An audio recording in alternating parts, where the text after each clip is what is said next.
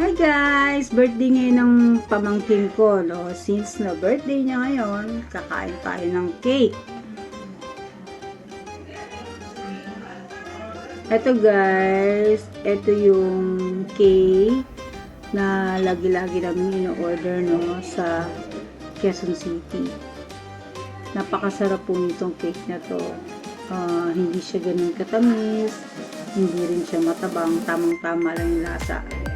Tapos pagdating sa cake niya, ayan o, napakalambot. So, malinamnam pati. Kain tayo guys.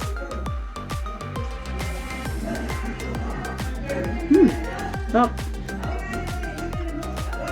Ito flavor na to is caramel. Tapos, may mga decorations siya ng mga bulaklak.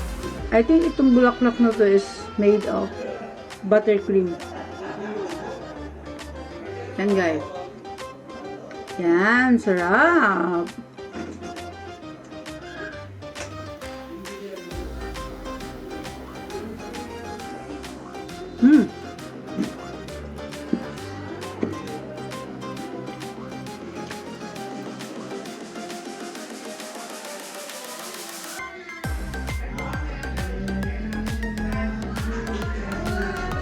Sarap po, tingnan nyo. Hindi tinipid sa filling. Hindi rin tinipid sa icing.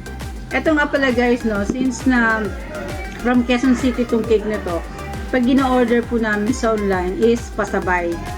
So, ang gagastusin nyo lang is yung presyo ng cake plus yung charge po ng pasabay, which is 800. Usually yung 800 or baka meron naman kayong mahanap na mas mababa, pero kadalasan talaga 800 yung charge nila. At least, 'di ba? Minsan-minsan lang naman yung birthday, minsan-minsan lang naman tayo kumain ng ganito kasasarap. Eh di, lubos-lubosin niyo ng umorder ng mga ganitong cake na masasarap.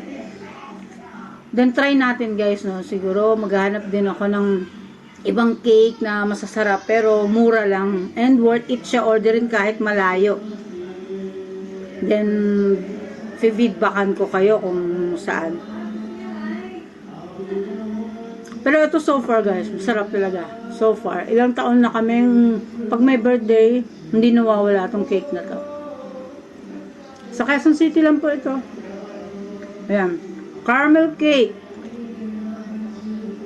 Caramel cake. Yun lang guys. Happy birthday sa pamangkin ko. Happy eating. Good vibes everyone. God bless everyone.